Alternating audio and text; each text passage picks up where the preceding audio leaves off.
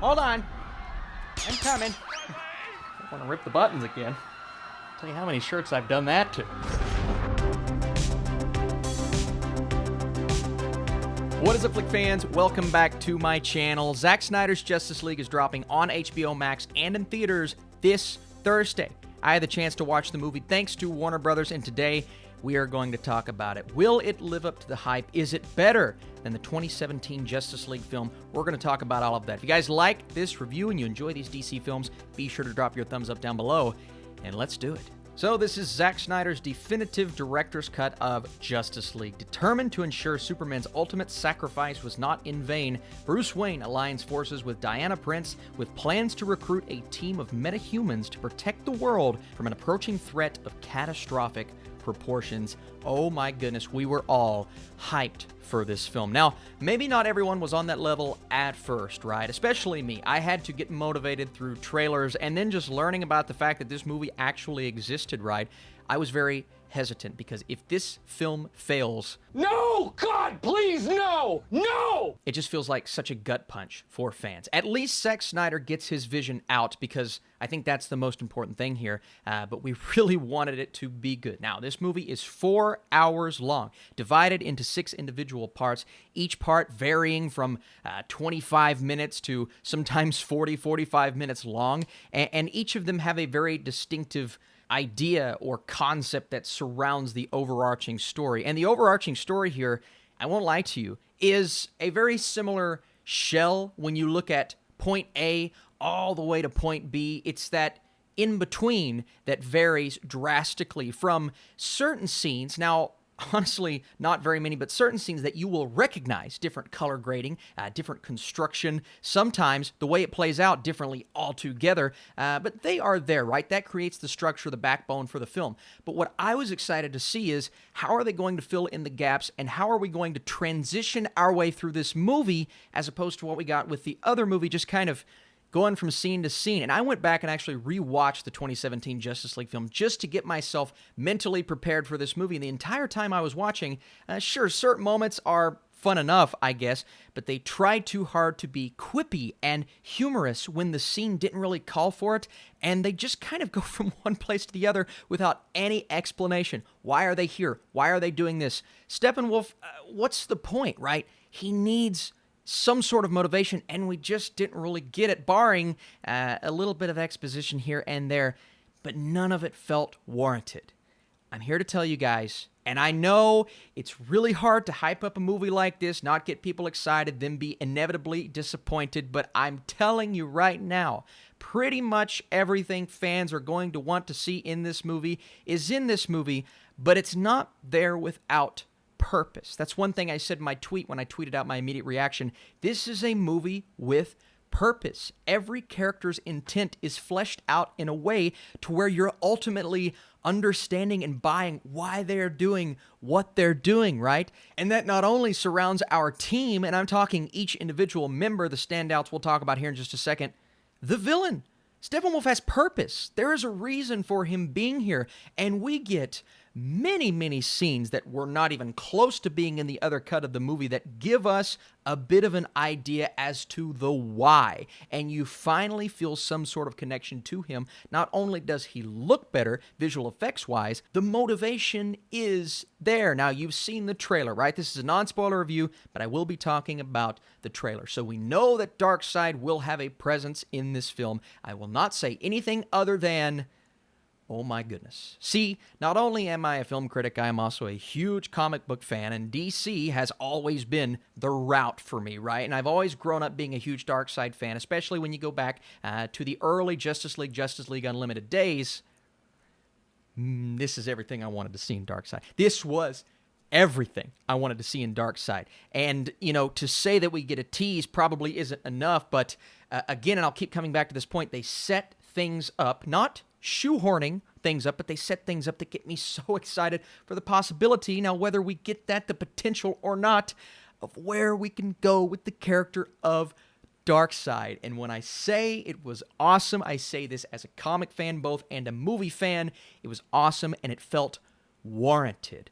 all of these moments feel warranted. And the original movie being 2 hours, not only is this film in a drastically different order, we meet characters at a different time throughout the film, but all of these stories get fleshed out. We spend time with Ezra Miller as Barry Allen. They take away some of those jokes that didn't feel natural in the other cut of the film. Now, he's probably the most humorous character, but the humor here actually works, and you get to see, and funny enough, my favorite moments from the other film are a few of those moments that are still here, but we get a different type of humor with Ezra Miller's Barry Allen, and it makes him feel more like Barry Allen as opposed to what I've been saying all along. He kind of feels more like a Wally West. All right, I see things a bit more clear now, and we've got a lot of really good setup for his character now. The obvious player that was exciting everyone, okay, they're going to flesh out Cyborg a bit more because we saw all those clips in the trailer, clips that we didn't see in the other movie, and he is absolutely the character here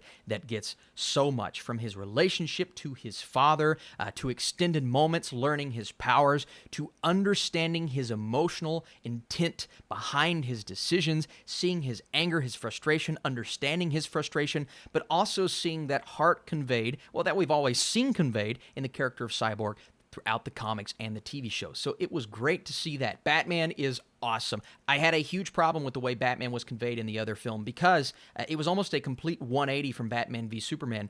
In this film, it is more of a slower transition, and you get a few more scenes between he and Alfred where Alfred is explaining a few things, and you're like, okay, now I understand why he's doing that. And it's just great to see Ben Affleck on screen again, extended for a longer period of time. Now, Wonder Woman, Aquaman gets a bit more. Wonder Woman was the only character that really didn't get too much more, but it didn't bother me that much because we have 2 movies behind Wonder Woman and we still get those same motivations. And as for our team coming together, I won't say much, but I will just say it makes a lot more sense. And not only are they going from here to here to here, but they're going from here, and then we get an explanation as to why they have to go to this next place, and we transition as opposed to this hard, unexpected cut, and we're filling in the gaps with purpose.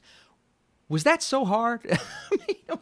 This frustrated me so much because I lowered my score drastically A for Justice League. I'm going to be redoing my DCEU tier list because that's...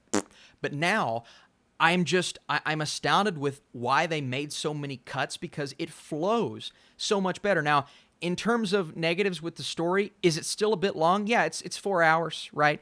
And my one major issue with maybe the end of the film is there is an epilogue where we add some scenes that will get comic book fans excited. There are some nuggets and Easter eggs in there that are awesome.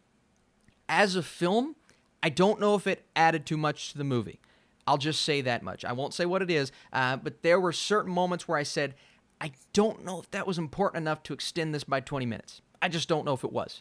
I still got excited. My childhood was just like, ooh, this is cool. And it's clear setup for things that, again, I really hope we see in the future, but I just don't know how much it actually added to the movie. And there's one moment with, probably the only moment, with really poor CGI at the end. I'm just like, if we only would have...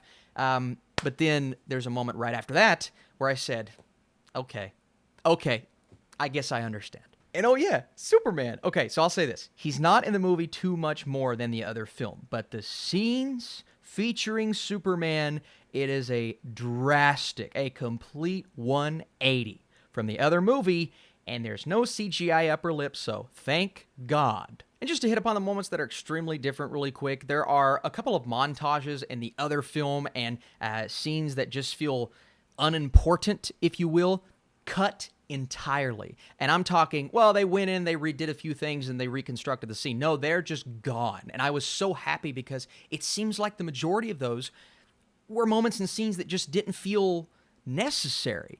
And the tone of this movie is drastically different. Now, I understand some people don't like the dark and drab feel of the modern DCEU movies, barring a Shazam or a Wonder Woman 1984.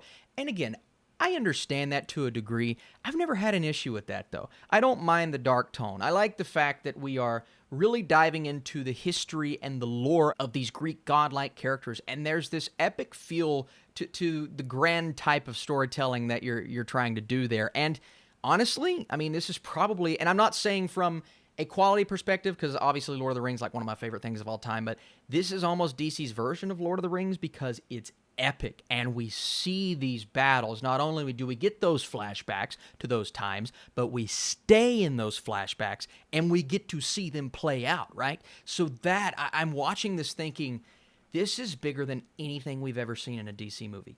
Ever. It is the biggest DC. It is, I never imagined it would be this epic. It is beyond epic. And I'm not going to say it's perfect. There are maybe one or two subplots that I thought were, I don't want to say unnecessary, but that didn't really add much to the film. And again, the epilogue, really cool comic book moments, not necessary. Maybe one or two times where the CGI could have been a bit better, but in terms of my expectations, I tried to keep them as average as possible. I said to myself, I just want it to be better. But not only was it better, it was so much better. So much better to the point to where I am now saying this is one of my favorite DCEU movies for good reason. And oh my God, fans that have been anticipating this for a long time, get ready. Is it fan service, Austin? Sure. But at least that fan service is warranted now. It makes so much more sense than it did. And before I give you guys my score, I need you in the comments down below. Are you looking forward to this movie? Are you hyped out of your mind? Try to keep your expectations maybe a little lower than what maybe I'm doing a bad job. I'm trying to stay level-headed here. We all assumed that Zack Snyder's Justice League would be better, but I had no idea it would be this much better. Not only does it expand on every single character and moment, but the film has way more emotion, a drastically different and more fleshed out film with a purpose. It's not perfect. The fans are going to be really happy with this cut. As for my score, and you guys know how I score things, 82% for me is high, and it makes Zack Snyder's Justice League one of my favorite movies of the year. I did not think that was going to be the case. I was hoping it would be the case. I just didn't think it would. I had a fantastic time watching this, and I do think it helps that I watched the other one the day before, and maybe the comparison game, it kind of made its way through my head. This is so much better, this is so much better, this is so much better, but it just kept happening, and then all of the extra scenes, I need to calm down. All right, thank you guys so much for watching this, and who knows, maybe I see this again, like it even more. I'm willing to raise my score, but I want to see how it holds up, how it resonates on second watch, because that could add more points for me. All right, I'm going to stop talking. Come back, because later on this week, we're going to redo our DCEU tier list. There will be a full spoiler review, not on this channel, but on mine and 3C Films channel, Film Strippers, and I may be doing an ending explained video comparing and contrasting both movies on my own. Okay, I'm done talking. Let's go take a nap.